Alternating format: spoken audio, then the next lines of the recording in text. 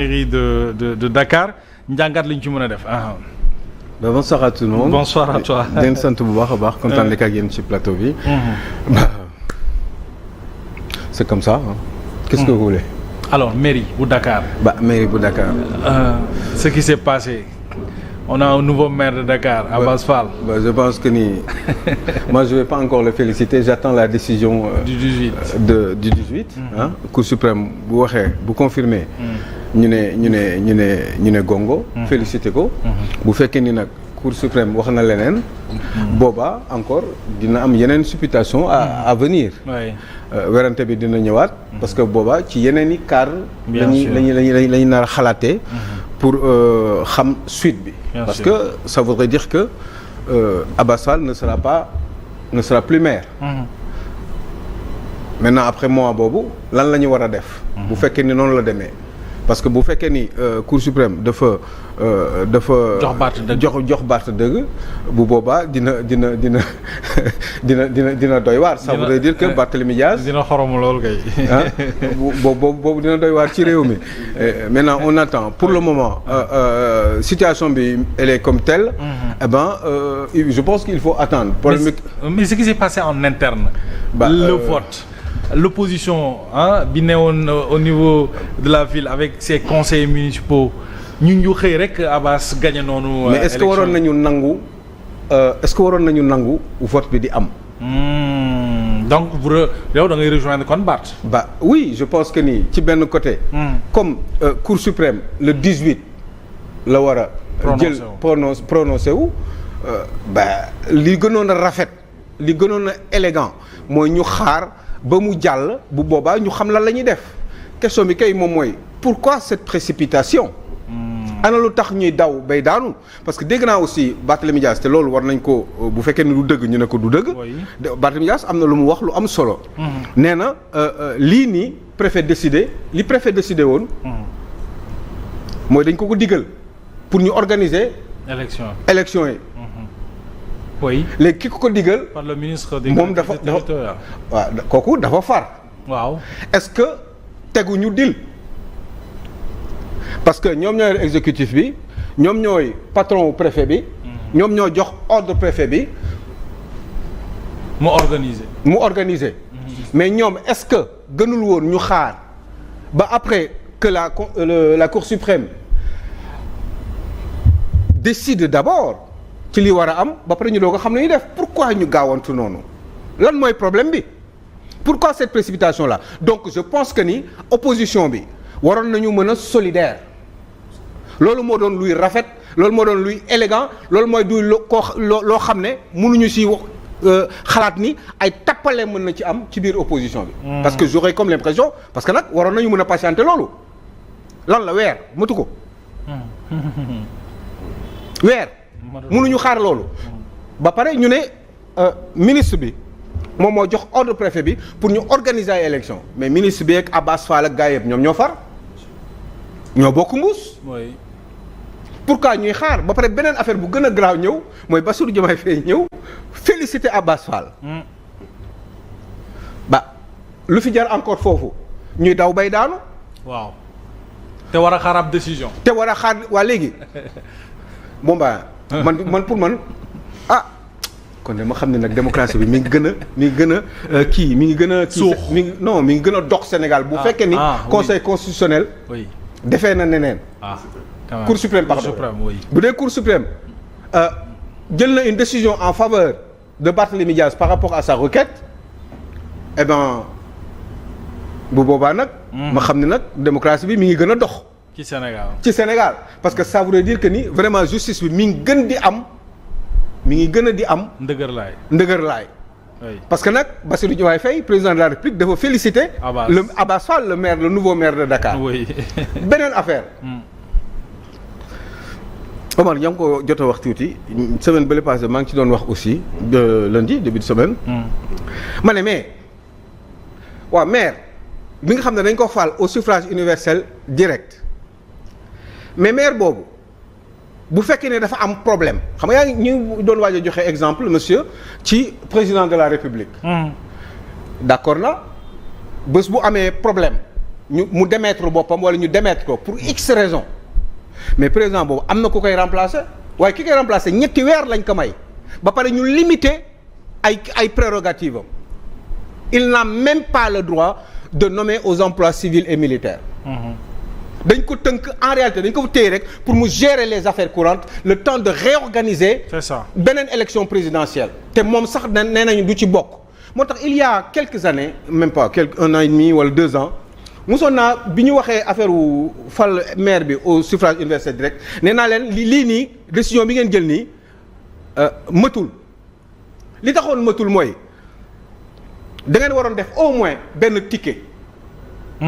bu fekkee ne mënoo leen def ticket bi nga xam ne au pire des cas comme la vice-présidence parce que àdduna ñëpp démocratie day avancer ku ne xel yi fu nekk lay jógee comme la vice-présidence des États-Unis en cas d'empêchement kooku mu yeggali mandat bi mun ngeen ko toppante ci première deuxième troisième adjoint mu doon quelque chose d'automatique mais bu ñuy voter au suffrage universel direct muy le maire jusqu'au dernier vice-président vice-président waaw vice-maire premier adjoint quoi je veux dire jusqu'au dernier premier adjoint au maire dernier adjoint au maire si je puis dire su ma mbuy bu boobaa ñu mu doon benn espèce su ticket xaw ma ticket lañ koy waxee xaw ma mais il faut selon que le nombre que la ñuy doon premier adjoint yi bu boobaa bu dee 5 lañu ñu boole kook maire bi fal leen au suffrage universel direct ñeneen ñi nekk ay conseillers loolu waxoon naa leen ko comme ça bu boobaa en cas d'empêchement wala ñu démettre ko pour x raison ñu jël par exemple ñu def comme une délégation spéciale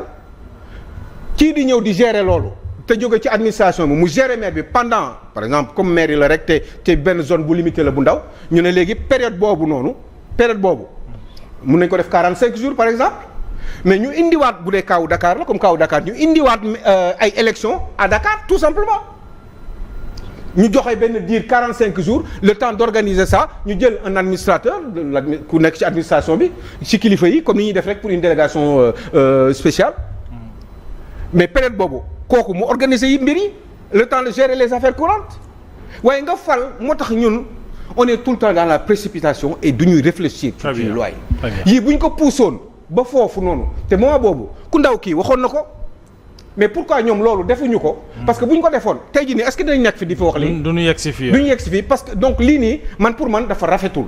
ba pare affaire u meranto bi mais Abass Fall finalement moom yoon moo ñëw ne parité il faut ngeen respecter ko loolu moo tax mu am problème parce que il faut que wax Sénégalais nga fàttali leen ko tuuti. li tax mu joteeg Barthélémy Dias c'est parce que yoon moo ne parité bi il faut ñu respecter ko jigéen moo war a topp ci Barthélémy Dias. moom mooy foofu la problème bi amee xam nga Abass Fall mënatul nekk premier adjoint. coow gi foofu la amee donc mbir mi dafa mel ni des fois ay xuloowu. très bien. positionnement la. oui. donc ça veut dire que ni des fois ñoom dañuy def ay coalitions mais en réalité lu ci bari nag la plupart dans le pays c'est des coalitions hypocrites. c'est ça.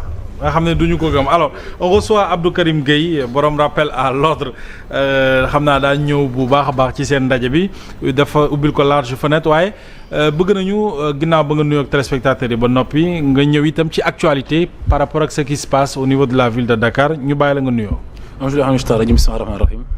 bismillahi lazi la yadru maas mi shay'in fil ardi wala fi sama wa huwa samiul alim suñu diggante ak Ousmane Sonko ak Diomaye ak Pastef ak yëpp di nuyu ñëpp di ziar ñëpp di ñaan yàlla rek yàlla bañ fi wax lu ñuy xeebe te yàlla defal ñu jàmm defal ko sama grand yi nekk ci plateau bi yëpp vraiment di rafetlu teew bi ak teewlu bi yëpp di ñaan yàlla lu ñu fi wax rek mu nekk loo xam ni jëriñ Sénégal. mais Karim avant ngay ñëw hymne national lañ def de wala joro ko non non c'est juste pour hymne national moom wax ma dama ni ku nekk yow defal li nga gëm rek waaw waa église bi ñoo fekkee nañ gëm ñooñu def seen monseigneur kii musulman yi nañ def seen Fatiha seen julli ci yonent bi républicain yi def seen hymne national ku nekk li nga gëm rek loolu c'est très simple c'est ça waaw sinon maa ngi nuyoo di ziar ma xam nga man li may wax ci affaire mairie Dakar je pense que par respect ci institution yi oui c'est-à-dire bañ a sori ci yenn yi quoi man je suis pas m'attarder ci politique yi quoi parce que je pense que léegi rek grand bi mi ngi koy wax c'est-à-dire l'histoire ne fait que se répéter. wallaay c'est-à-dire ñun chaque fois dama la ko maanaam toog fi ne ci duudu jàpp na paate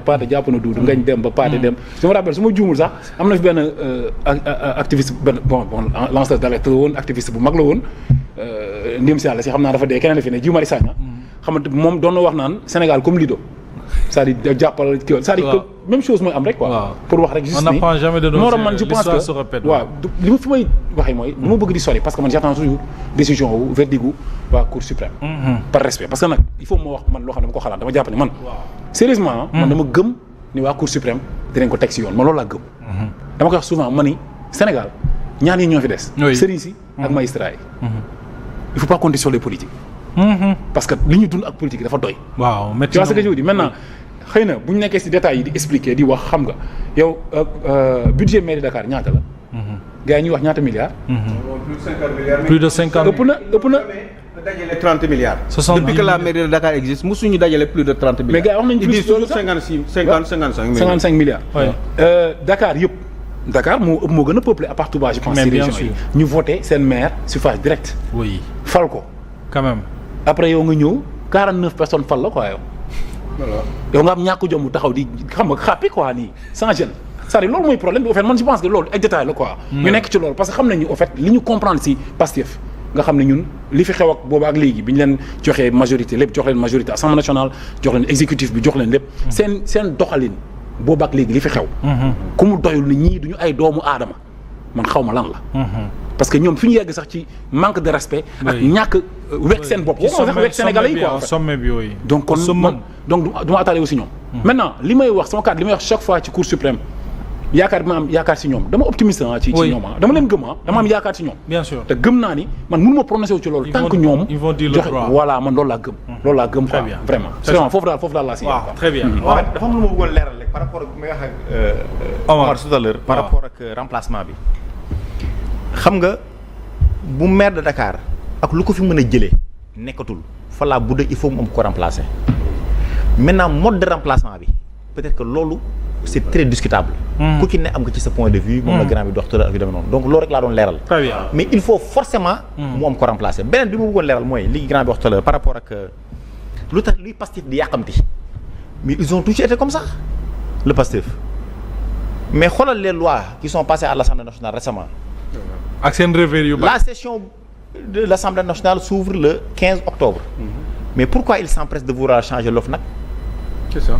Pourquoi ils s'empressent de vouloir faire la loi sur les lanceurs d'alerte? Pourquoi